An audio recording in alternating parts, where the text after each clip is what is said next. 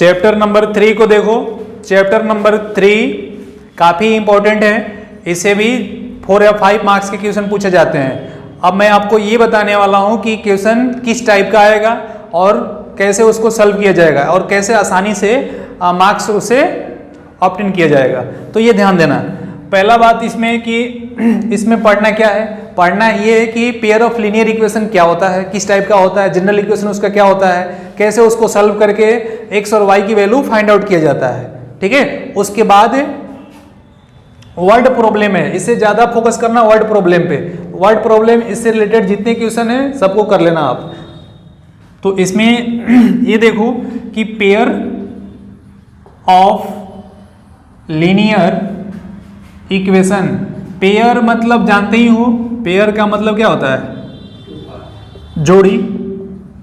Pair का मतलब जोड़ी, ठीक है ना। और यहाँ लीनियर का मतलब डिग्री इसका कितना हो जाएगा, 1 होगा।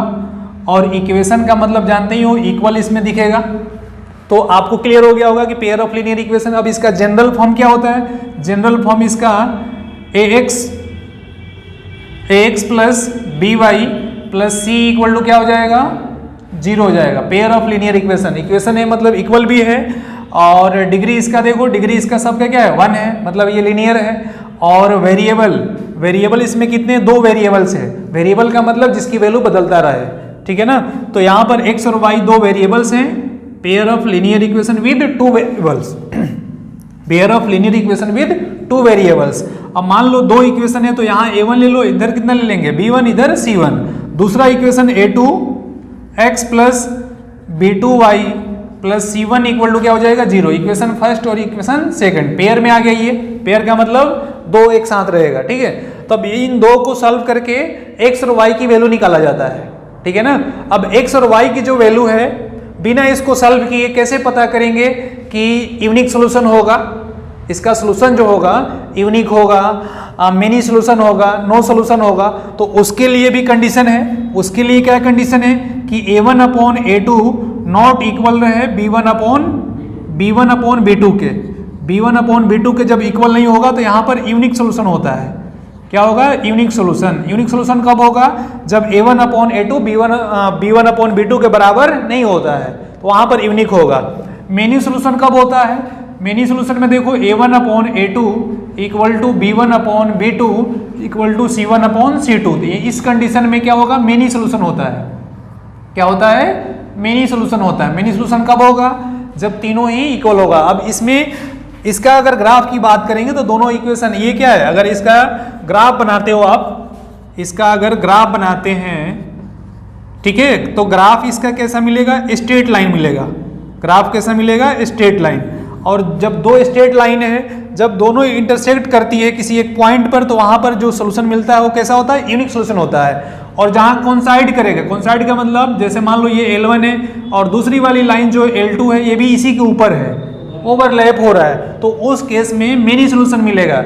मतलब ये जैसे अगर ग्राफ की बात करते हैं तो अगर ग्राफ जो है ऐसे कुछ है, ग्राफ अपने पास ऐसे कुछ है, ठीक है। तो ग्राफ से अगर सोल्यूशन पता करना होगा तो क्या करेंगे, देखेंगे कि ग्राफ एक्स एक्सिस पे कितने बार ये टच कर रही है। तो जितने बार टच करती है उतना ही उसका क्या होता है, सोल्यूशन होता है। कहाँ पर, एक्स एक्सिस पे। तो यहाँ पर कितना सोल्यूशन होगा, 3 सोल्यूशन होगा। बात समझ में आ रहा होगा, कितना सोल्यूशन, 3 सोल्यूशन होगा, ठीक है। यानी एक्स एक्सिस पे जितने बार टच करेगी उतना उसका क्या होता है, सोल्यूशन होता है। अब यहाँ पर बात कर रहे हैं कि एक पॉइंट पे टच करिए तो यहाँ पर क्या होगा, यूनिक होगा। यूनिक का मतलब सिंगल। इसके बाद अगर ओवरलैप कर रहा है तो ओवरलैप का मतलब ईच एंड एवरी पॉइंट पर इंटरसेक्ट कर रही है, तो वहां पर मिनी सोल्यूशन होगा। और जब ये 2 लाइनें क्या हो जाए, पैरेलल हो जाए, 2 लाइनें पैरेलल, तो ये इंटरसेक्ट नहीं कर रही है, तो यहाँ पर इसका सोल्यूशन क्या होगा, नो सोल्यूशन होगा। क्या होगा, नो सोल्यूशन होगा। नो सोल्यूशन कब होगा, ऐसे 2 स्ट्रेट लाइन जो एक दूसरे के क्या हो, पैरेलल हो। Parallel lines never intersect each other.